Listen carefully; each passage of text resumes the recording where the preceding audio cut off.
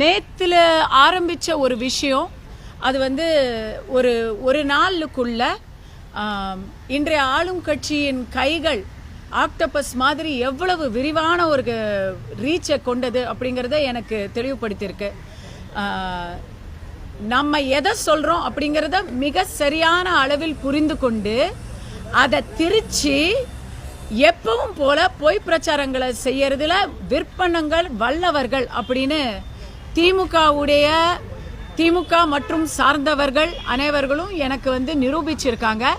அவங்களுடைய அந்த வல்லமைக்கு நான் வந்து தலை வணங்குறேன்.